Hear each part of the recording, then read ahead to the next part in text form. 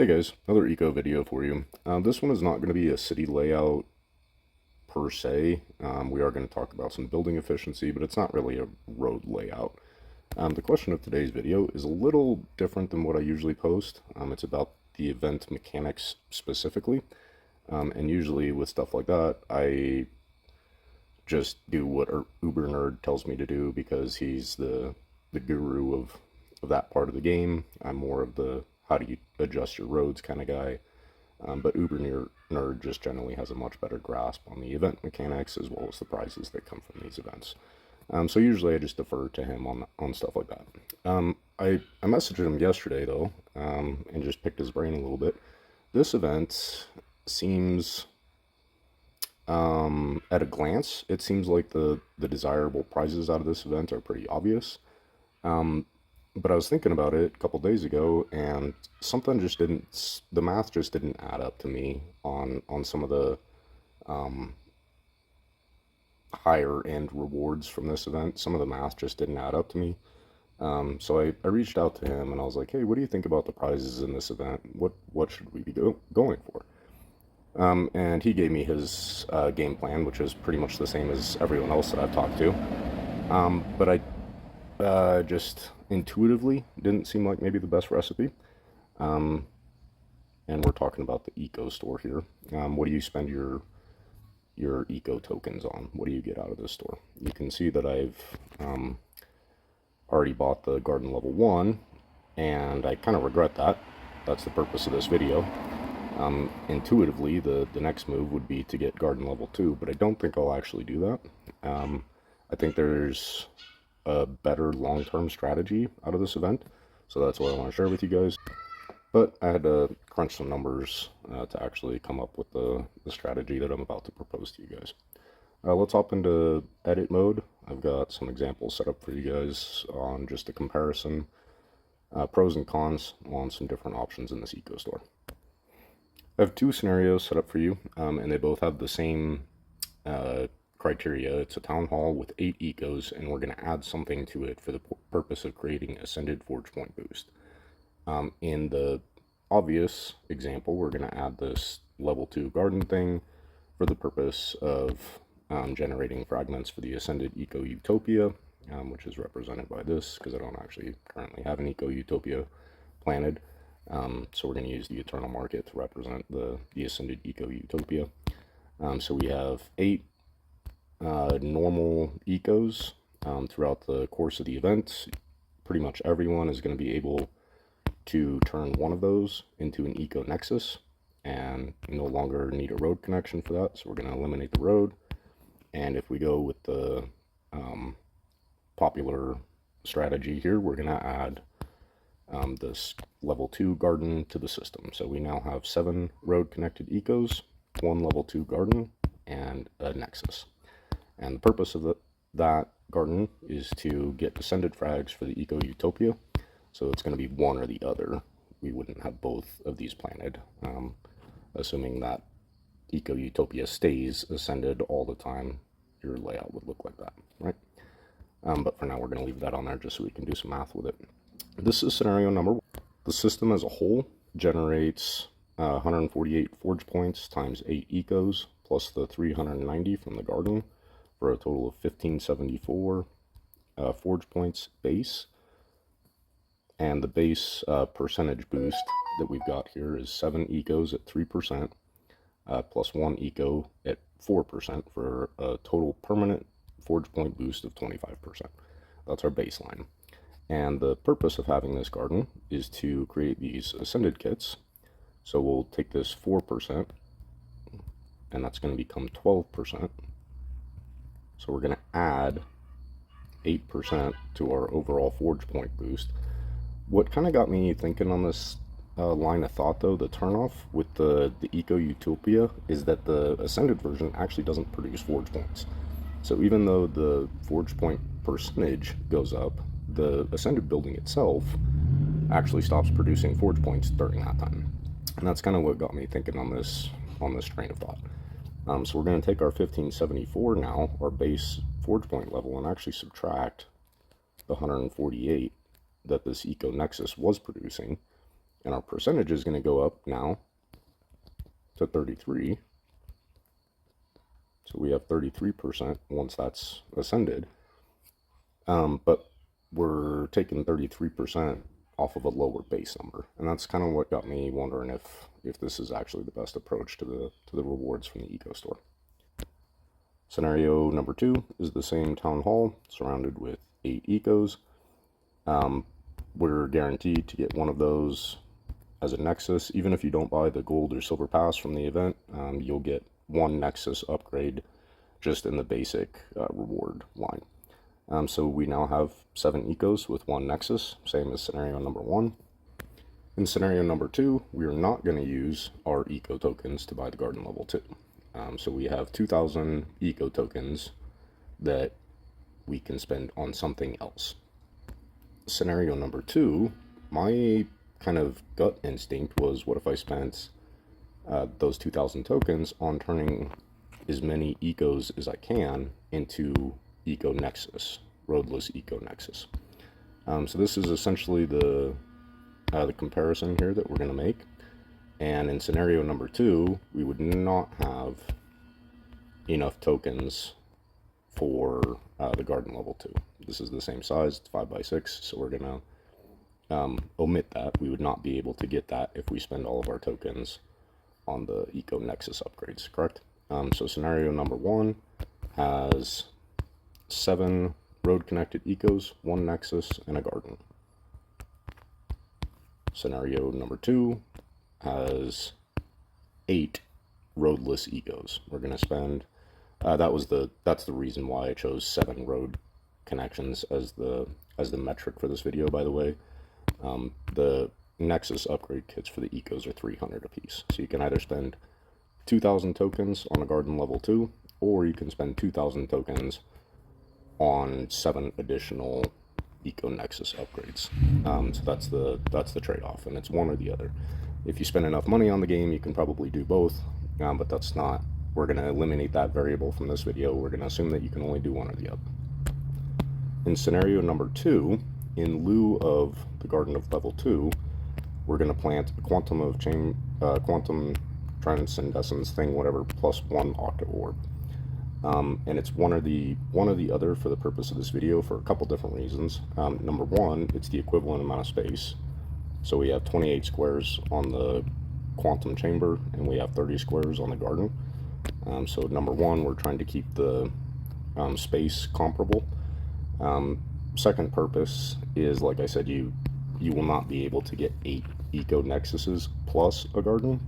So in scenario number 2, in lieu of the 30 squares that the garden consumes, we're going to plant something else in order to generate Ascended Forge Point boost. With me so far? The obvious complaint with that is, well, why can't you do both? And that was Uber Nerd's reaction to me as well. That's exactly what he said to me. And you can. I mean, obviously it's possible. I have both. So it's obviously possible. The comparison, though, is not to have both a garden and a quantum. That's not really the purpose of the video. The question is garden versus number of nexuses. That's ultimately the question. Yes, I realize that you can add a quantum chamber to scenario number 1, but you would not be able to add a garden to scenario number 2. So that's the primary reason we're trying to keep apples to apples. So this is the same amount of space as this, right? So space is one variable plus event currency is the other. So this scenario does not have enough event currency for the garden as well.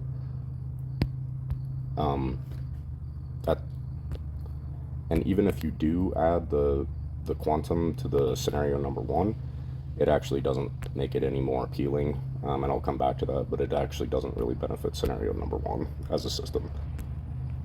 So as a system, scenario number 2 is generating the same 1,184 forge points from the 8 ecos, plus 0 from the quantum chamber, plus 44 from the Octa Orb. I don't have any Octa Orbs planted, so we're going to use Neo Queens to represent that since they're purple, so we can kind of remember that.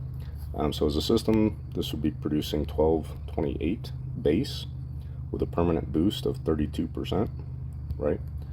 The Nexus gives 4% boost times 8 is 32. And when we do ascend our orb, we'll get an additional 2% on the collection for a total of 34%.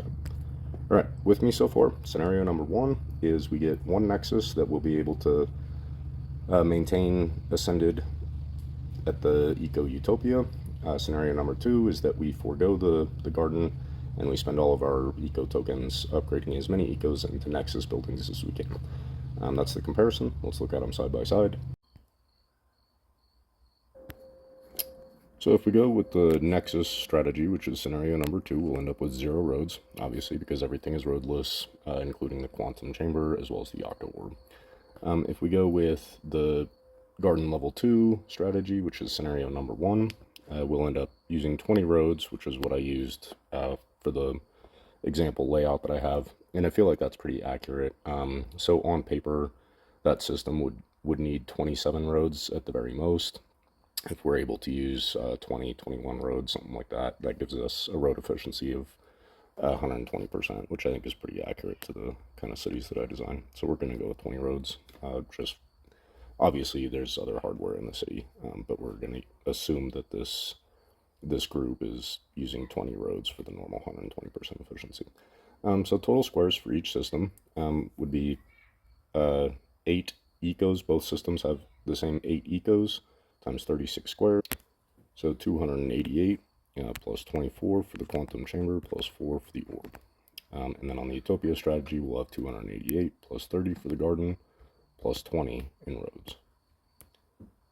So total for both would be 316 roads on the Nexus strategy and 338 roads on the Utopia strategy.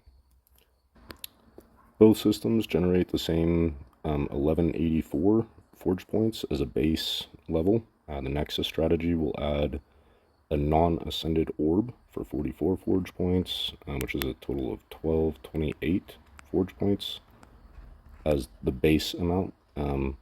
On the Utopia strategy, we have the same 1184 plus 390 from the garden for a total of 1574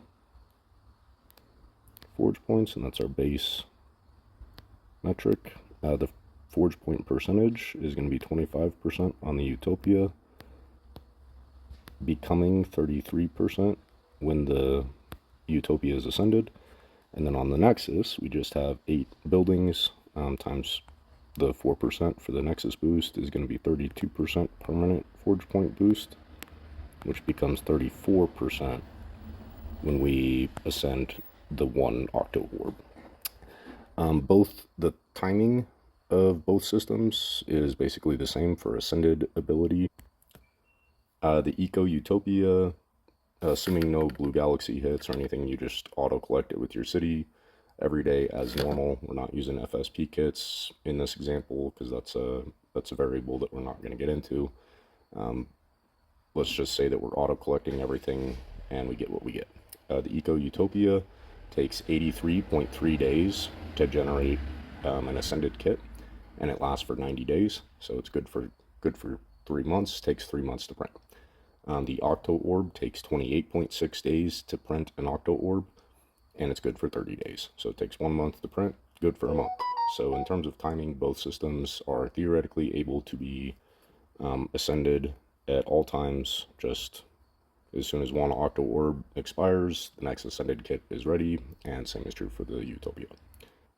What's interesting about this, on a side note, is that the permanent percentage boost of the Nexus strategy is 32%, which is only possible for the Utopia strategy with the ascended building in place. And theoretically, for this experiment, we're just going to say that the octo orb is always ascended and the Eco Utopia is always ascended. But what's interesting is that with the Nexus strategy, you could actually just kind of coast at the 32% and stockpile those orbs, which is what I do. Like I have a pretty large inventory of ascended orbs now that I'm going to plant in mass someday. So I'll have, 20 of them planted and have some pretty crazy percentage for a month. But it's not something that I need on a daily basis. whereas the Utopia strategy kind of does rely on that, on having that Utopia ascended at all times. So let's look at the total forge point production of the system. We've already calculated our base forge points, but let's factor in the percentage boost that we have now. So on the Utopia side, with the 25% boost, permanent boost, we'll get 1,967.5 forge points permanently. And then when the building is ascended to the Utopia, we'll get 1897. So that's kind of interesting, that it actually decreases by using the ascended kit. And as a system, the percentage is going to go up. So kind of take this with a grain of salt, because the total city collection is going to go up to 33%. So there's obviously other buildings in your city that are producing forge points that's going to get multiplied by this 33%. But as an isolated system, your forge point production actually decreases by using the Utopia kit. It generates 8% more forge points, but you lose the forge point production of one of those ecos, because the Utopia does not provide forge points at all. So even though it multiplies the system, you actually lose a portion of the base forge points that you're working with. So take it with a grain of salt. Like I said, citywide, you're going to increase your forge point production up to 33%. On the Nexus side, though, we already pretty much always have the 32%, so that's a permanent forge point boost, right? So the Nexus system generates a permanent 1,621 forge points, which jumps up to 1,705 when everything, or when the orb is ascended. Not a huge increase on the Nexus thing, it's only a difference of 2%, but the advantage with the Nexus strategy is just the permanent 32% coming from just the non-ascended everything, right? So forge points per square.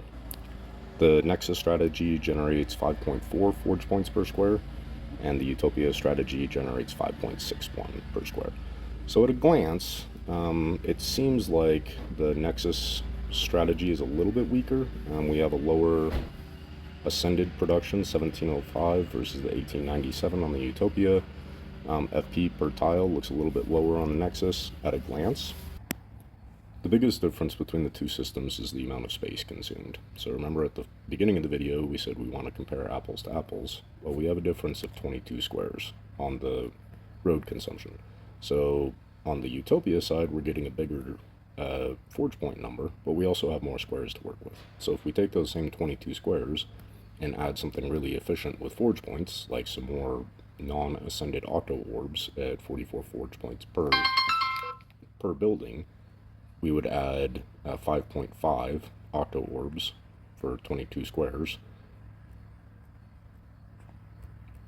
for a total of 242 additional forge points to our base 1228, which would bring our total ascended forge point production to 2028.76 with one ascended orb per month. So we'll have 5 non-ascended orbs, 1 ascended orb per month, just like clockwork, same criteria that we have for the Utopia strategy. But there's a pretty big jump there. And the difference in the two systems is that at a glance, the Utopia seems more forge point efficient than the Quantum Chamber plus the Nexus approach. Seems more efficient, but when you remember that we're using 20 roads in the Utopia strategy versus the roadless system in the Nexus strategy, 20 roads can potentially be used to create a lot of forge points. And you guys know how I feel about roads. I talk about this in all of my videos. 4 roads doesn't seem like much, but if you can turn that into 44 forge points, that road consumption adds up pretty quick throughout a city. So let's circle back to the obvious argument that I talked about earlier and said I would come back to this. Let's circle back to that obvious argument. Well, Nick, what if I have the Utopia plus the Quantum Chamber as well as an Octo Orb every month? Well, it's not gonna improve the math on scenario number 1 with the Utopia, but let's take a look at that scenario. So in scenario number 1, our Nexus would just permanently be the Utopia. This is the hardware that we've got, and you're saying, well, I also have a Quantum Chamber plus an orb, so I'm going to add that to the system. And so now I'm getting the benefit of this 12% plus the 2% on the orb. Well, okay, if you're going to add 28 squares to your system, I've already added 5.5 orbs to compensate for your roads, and if you're going to add 28 additional squares to your system, I'll add 7 more orbs. And then the math on that just gets pretty out of control. Scenario number 2, our Nexus strategy, in this example would generate 2,346.96 forge points permanently, plus 2% when you do ascend the orbs. But the cool thing about scenario number 2 is that the plus or minus 2% really doesn't make a difference, so you can actually kind of just coast at the permanent forge point production and then accumulate your orbs for the purpose of using multiple of them at the same time. And the addition of the quantum chamber plus the single orb in scenario number 1 actually reduces the overall forge points per tile efficiency, because you're adding 28 squares worth of buildings, but there's only one building that's producing forge points or forge point boost. So the permanent production of scenario number 1 would be 2,022.5 forge points as a permanent effect. And the thinking of scenario number 1 with the Eco Utopia is, okay, if I take this number, but now all of a sudden I multiply it by that big jump, because now we're going to go from 25% forge point boost to 35% forge point boost, right? Because we're adding 8 from the Utopia plus another 2 from the orb. So we're going to make a pretty big jump in forge point production, but we're losing the forge point benefit of the Utopia. From going Nexus to Utopia, we're losing 148 forge points from the base system. So even though we're adding 35%, we're adding 10% to the system. Here's how the math goes. We've got 1574 as our base collection, plus 88 from the ascended orb, minus 148 from ascending the Eco Utopia, gives us a new base mount of 1514 times 1.35 gets us to 2043. So that seems like a lot of work to add 21 points to the system. And it still doesn't even compete with the forge points generated permanently by scenario number 2. So that's the gist of it. That's the math that I got for you guys.